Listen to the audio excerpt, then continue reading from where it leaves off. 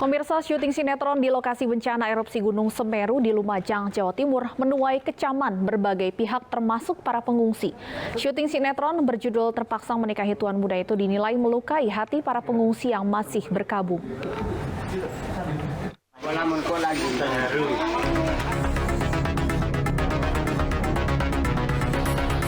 Cuplikan syuting sinetron di lokasi pengungsian korban erupsi Gunung Semeru, Lumajang, Jawa Timur tengah viral di media sosial. Dalam unggahan yang beredar, warga Lumajang memprotes syuting sinetron ini karena dinilai sebagai aktivitas yang tidak empati terhadap korban erupsi Gunung Semeru. Unggahan video amatir pada saat syuting juga dilakukan di depan umum dan disaksikan warga pengungsian. Kami di sini tuh mengungsi, lagi kesusahan. Gak pantas lah kalau ada syuting-syuting kayak film-film atau gimana gitu, itu kurang pantas. Tolonglah untuk yang bersangkutan, hargai kami, hargai perasaan kami lagi bersedih, kami tidak punya tempat tinggal, lahan untuk kerja nggak ada, tolonglah jaga perasaan kami. Pihak rumah produksi sinetron mengaku sudah mengajukan surat izin ke sejumlah pihak dan telah mendapatkan izin dari Bupati Lumajang. Namun Satgas Tanggap Darurat Bencana Erupsi Semeru mengaku tidak pernah menerima laporan terkait syuting sinetron di lokasi pengungsian. Menerima info itu infonya ACC atau persetujuan Pak Bupati. Dalam di posisi Pak Bupati itu terucap setuju atau ACC. Tetapi dalam keterangan harus berkoordinasi atau melapor ke dan Satgas. Sementara hingga kemarin, korban meninggal dunia akibat erupsi Gunung Semeru bertambah menjadi 51 orang. Lebih dari 10.000 warga mengungsi yang tersebar di 410 titik pengungsian. Dari Lumajang, Jawa Timur, Yaya Nugroho, iNews melaporkan. Pemirsa, mari berbagi untuk masyarakat yang terdampak bencana erupsi Gunung Semeru melalui MNC Peduli dengan berdonasi pada rekening yang tertera di layar kaca atau scan barcode QRIS dengan aplikasi uang digital Anda. Kita ke informasi lain, pemirsa. Kapolri Jenderal Listio Sigit Prabowo dan Menteri Perhubungan Budi Karya Sumadi meninjau lalu lintas kawasan Puncak Bogor, Jawa Barat. Selama libur Natal dan Tahun Baru, uji coba ganjil genap diberlakukan 24 jam. Kapolri dan Menhub mengunjungi kawasan Simpang Gadok, Bogor, Jawa Barat. Keduanya meninjau kesiapan pengamanan lalu lintas di masa libur Natal dan Tahun Baru, di mana hingga hari ini lebih dari 90.000 kendaraan dari arah Jakarta bergerak menuju kawasan Puncak. Untuk mengurai kepadatan, petugas memperlakukan sistem ganjil genap selama 24 jam penuh. Selain itu, wisatawan juga harus menunjukkan bukti vaksinasi COVID-19 atau surat bebas COVID-19. Pemeriksaan dilakukan di 10 posko yang tersebar.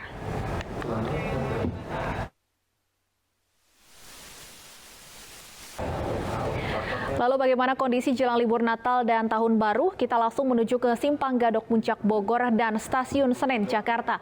Sudah ada Camar Henda dan Lineke Utsiki di sana. Kita ke Puncak terlebih dahulu. Camar, bagaimana jalannya uji coba ganjil genap hari ini di kawasan Puncak? Ya, selamat sore Stefani dan juga pemirsa. Menjelang Natal dan juga Tahun Baru, hari ini memasuki hari ketiga uji coba regulasi ganjil genap di kawasan Puncak Bogor. Terdapat 10 titik dan salah satunya adalah di titik saya melaporkan saat ini, yakni di Simpang Gadok. Dan untuk pemantauan dari pagi hari, siang hari, dan sore hari ini memang cukup berbeda. Pada pagi dan siang hari tadi ini terpantau padat merayap, namun pada sore hari ini sudah kembali kondusif dan juga ramai lancar. Dapat dilihat di layar kaca Anda pemirsa, di mana tadi berdasarkan data terakhir yang kami himpun dari Satlantas Polres Bogor, saat ini terdapat 6.000 kendaraan yang masih ada di Puncak Bogor, di mana dari tanggal 20 Desember 2021 hingga dengan hari ini terdapat 90.000 kendaraan yang melaju dari Tol Ciawi, yakni dari Jakarta menuju ke arah Puncak Bogor. Adapun tadi kami juga sempat melihat Kapolri Jenderal Listio Sigit Prabowo juga mengunjungi Simpang Gadok begitu bersama dengan Menteri Perhubungan Budi Karya Sumadi untuk melihat tactical floor game ataupun bagaimana nantinya situasi dan kondisi di malam Natal kemudian juga di malam Tahun Baru untuk terkait dengan situasi peralihan dan juga untuk bagaimana flow dari kendaraan-kendaraan ini agar tidak menumpuk begitu. Kemudian juga terdapat 10 titik pemeriksaan di mana tadi kami juga sempat berbincang untuk titik pemeriksaan yang difokuskan terdapat 3 titik yakni yang paling intensitas kendaraannya tinggi yakni di Simpang Gadok kemudian juga di Sentul Utara dan juga Belanova. Adapun 280 petugas akan disiagakan selama 24 jam mulai esok hari. Dan Stefani memang seperti diketahui saat ini masih dalam masa uji coba sehingga pemeriksaan sendiri masih belum berjalan secara sempurna. Artinya ini hanya dilakukan sebagai bentuk sosialisasi saja.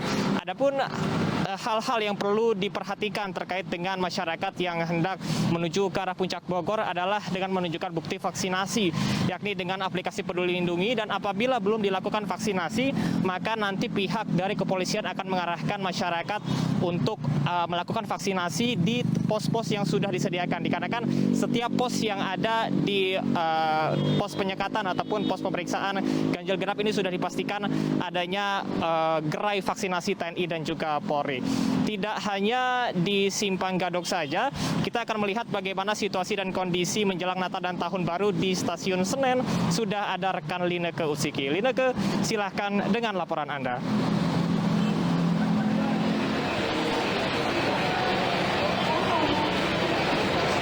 Camar dan juga pemirsa, meskipun bahaya COVID-19 ini masih mengancam di Indonesia, bahkan dengan adanya varian baru Omikron, tapi nampaknya ini tidak menyurutkan minat masyarakat untuk melakukan perjalanan jarak jauh di stasiun Kereta Api Pasar Senen di tempat saya melaporkan saat ini. Dan bisa dilihat di ruang tunggu kursi-kursinya ini bahkan terisi kurang lebih sekitar 60 hingga dengan 70% bagi dari calon penumpang yang akan melakukan perjalanan jarak jauh pada hari ini. Dan yang masih menjadi tujuan favorit ataupun destinasi favorit ini adalah ke Surabaya, Semarang maupun ke Yogyakarta. Dan tidak hanya dari orang dewasa saja, tetapi dari pantauan kami juga melihat anak-anak yang turut serta dibawa oleh keluarga mereka untuk melakukan perjalanan, baik itu melakukan liburan ataupun pulang ke kampung halamannya untuk merayakan atau menikmati libur Natal dan juga Tahun Baru. Dan tidak hanya itu saja, per hari ini pertanggal 23 Desember 2021, PT KAI juga menyediakan layanan tes PCR yang diperuntukkan tidak hanya di Stasiun Pasar Senen saja, tetapi juga di Stasiun Gambir untuk mendukung aturan baru yang dikeluarkan oleh pemerintah sesuai dengan surat edaran yang dikeluarkan Kementerian Perhubungan nomor 112 tahun 2021. Dan di sebelah kiri saya sudah ada salah satu calon penumpang dan langsung saja kita ajak berbicara. Boleh sambil berdiri, Mas? Oke, Mbak, boleh. Namanya siapa, Mas? Chandra, Mbak. Oke. Mas Chandra, ini rencananya mau kemana nih, Mas? Saya mau pulang ke Kediri, Mbak, rencananya. Rencana pulang ke Kediri ini sendiri atau sama keluarga atau sama siapa nih, Mas? Kebetulan sendiri sih, karena keluarga memang ada di kampung kan, jadi emang sengaja pulang untuk ketemu sama keluarga.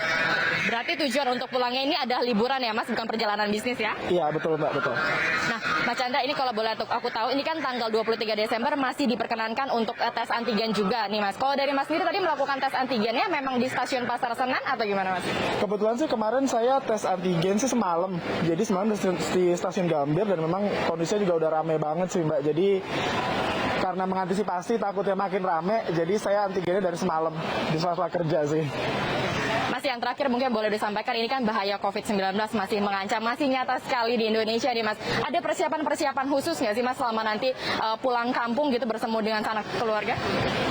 Standar protokol kesehatannya sih, Mbak, paling kan pakai masker terus bawa sanitizer sama rajin cuci tangan aja, sama paling membatasi pola pertemuan aja sih. Maksudnya kalau misalnya kita bisa virtual, kalau kita bisa ketemu langsung, kita ketemu langsung gitu. Baik, Mas Chandra, terima kasih banyak atas waktunya. Hati-hati di jalan ya, Mas. Ya, Stefani dan juga pemirsa, tidak hanya itu saja, bahkan kalau kita berbicara mengenai sejumlah aturan-aturan baru, bahwa besok yang perlu dicatat adalah di tanggal 24 Desember ada aturan baru yang harus dilakukan oleh para pelaku perjalanan, yakni mereka yang berusia 17 tahun ke atas ini diwajibkan untuk melampirkan dosis lengkap, vaksin dosis pertama maupun dosis kedua, sementara untuk anak-anak di bawah usia 12 tahun ini wajib untuk melakukan tes PCR yang berlaku 3 kali 24 jam. Dan di Stasiun Pasar Senen ini juga sebenarnya dilayani ataupun melayani mereka yang hendak melakukan vaksinasi. Kembali ke Stefani. Baik, terima kasih Lineke Utsiki melaporkan langsung dari Stasiun Senen Jakarta Pusat. Sebelumnya ada Camar Henda dari kawasan Puncak Bogor, Jawa Barat. Kita ke informasi lain, pemirsa, Muktamar ke-34 Nahdlatul Ulama di Lampung diwarnai kericuhan. Peristiwa itu terjadi saat pembahasan tata tertib Muktamar yang salah satunya mengatur mekanisme pemilihan Ketua Umum PBNU.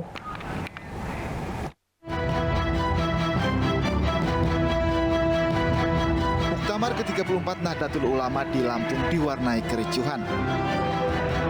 Sejumlah peserta forum yang berlangsung di Gedung Serbaguna UIN berdiri dan merangsak ke depan. Insiden terjadi saat membahas pasal 3 ayat 1 dan 2 bab 3 draft tata tertib Muktamar sore kemarin. Sebagian peserta meminta pasal yang mengatur keabsahan suara pengurus wilayah dibahas di awal. Namun, ketua sidang dan beberapa pengurus meminta pasal ini dibahas di akhir karena dianggap menghambat pembahasan pasal lain. Tata tertib Muktamar baru disahkan pada Rabu malam. Total ada 27 pasal yang disahkan. Salah satunya perihal mekanisme pemilihan Rais Am dan Ketua Umum PBNU. Pemilihan Ketua Umum PBNU menggunakan mekanisme akhwa atau ahlul hali wal akdi. Mekanisme itu didasarkan pada musyawarah 9 kiai sepuh NU yang dipilih secara muktamar. 9 kiai itu akan bermusyawarah untuk menunjuk Ketua Umum PBNU periode 2021 hingga 2026.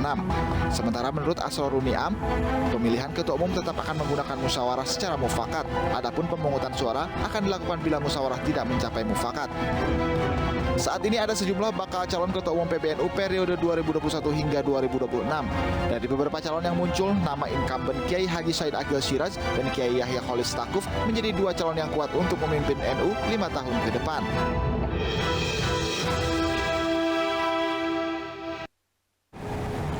Apa sebenarnya penyebab kericuhan dalam Muktamar ke-34 Nahdlatul Ulama? Apakah ada hubungannya dengan pemilihan Ketua Umum PBNU? Untuk membahasnya sudah bergabung bersama kami Ketua PBNU Marsudi Sufud. Assalamualaikum warahmatullahi wabarakatuh. Selamat sore Pak Marsudi. Waalaikumsalam warahmatullahi wabarakatuh. Selamat malam, selamat sore. Pak Marsudi, kericuhan sempat terjadi malam tadi. Informasinya pada saat pembahasan tata tertib Muktamar. Apa sebenarnya penyebab kericuhan malam tadi? Ya, tadi itu alhamdulillah Muktamar itu diawali biasa dari mulai tata tertib, nanti kemudian diteruskan LPJ terus kemudian komisi-komisi. Alhamdulillah tatib sudah selesai, tidak ada masalah apa-apa. Sekarang sudah berjalan dan sudah selesai lagi laporan pertanggungjawaban. Tidak ada masalah, baik semuanya. Ketika ada perbedaan yang belum tersalurkan kemarin, itu memang dari ada beberapa wilayah yang belum selesai pendaftarannya karena dianggap SK-nya masih belum bisa menunjukkan SK-nya. Nah, ketika sekarang sudah selesai, maka rapat itu berjalan dengan smooth, berjalan dengan baik. Faktanya tata tertib selesai. Ketika tata tertib selesai, maka insya Allah ke bawah akan mudah. Yaitu misalnya tata tertib sudah selesai, LPJ, laporan pertanggungjawaban, itu juga sudah diterima semua dengan baik. Nah, insya Allah ini nanti tinggal komisi-komisi. Setelah komisi paling nanti malam selesai, itu sampai pada pemilihan Rais Am yang melalui ahlul hali wal akdi atau disebut gampangnya formatur. Baru setelah ahlul hali wal akdi untuk Rais Am akan dilanjutkan pemilihan untuk Tanfidiyah. Baik, gitu. Pak Marsudi, benarkah bahwa kericuhan juga sempat terjadi karena adanya perbedaan pendapat dalam penentuan mekanisme pemilihan Ketua Umum baru? Ya, mekanismenya sudah tadinya yang itu nggak di situ letaknya, yaitu dari ada peserta yang memang belum bisa registrasi karena harus menunjukkan SK. SK sudah masuk, itu tentang kepesertaan kemarin. Masalah Makanya administrasi sudah selesai. kepesertaan. Kalau ahlul hali wal akdi itu sudah paten untuk Rais Am, artinya tidak berubah menjadi apapun, tetap ahlul hali wal akdi gitu. Baik, Pak Marsudi, jadi apa tata tertib atau mekanisme ya, pemilihan Ketua Umum yang disepakati dan sudah disahkan, Pak? Tauhidiyah itu seperti biasa. Memang tadinya ada ketika syarat menjadi calon itu 99 dukungan dari cabang-cabang atau wilayah, 99. Lah kok ternyata ada orang atau salah satu kandidat calon sudah mendapatkan 51%. Misalnya calonnya 3 nih, 99. Terus kemudian di sini ada 100 lebih. Di sini ada yang sudah 51%. Itu mengharapkan untuk langsung jadi gitu. Langsung jadi, jangan ada pemilihan kedua. Padahal ini kan baru calon. Nah itu yang kemudian disepakati, walaupun sudah ada 51%, tapi ada 2 atau 3 calon, itu baru dapat menjadi calon. Tetap nanti pencalonan itu pemilihan lagi, kayak gitu. Baik, salah satunya Pak Marsudi Gus Yahya yang dalam konferensi pers malam tadi mengklaim bahwa sudah meraih 447 dukungan dari gabungan PWNU dan PCNU. Apakah artinya bisa dipastikan bahwa Gus Yahya ini akan menjadi salah satu kandidat nama yang bisa menjadi calon ketua umum gitu? Buktikan aja nanti harus dibuktikan benar dapat segitu apa tidak. Karena itu kan orang memilih itu dari hati dasarnya masing-masing ketua cabang atau ketua wilayah. Bahkan beliau-beliau itu sampai istikharah gitu. Istikharahnya ketemu yang mana ya itu nanti gitu. Udah beberapa kali yang kelihatannya mengaku menang-menang, nggak dipilih. Malah yang dipilih orang yang kadang-kadang nggak mau, nggak kelihatan, malah dipilih. Gitu-gitu. Itu sudah biasa di NU. Jadi siapa saja boleh ngaku, bilang 100% milih saya kayak gitu, ya bisa juga. Baik, kita akan tunggu jalannya muktamar pemilihan ketua umum malam nanti. Terima kasih Pak Marsudi Syuhud, Ketua PBNU sudah bergabung bersama kami di iNews Sore. Pemirsa, Indonesia dan Singapura masih memiliki peluang yang sama untuk lolos ke final Piala AFF 2020. Ulasannya usai jeda, tetap di iNews Sore.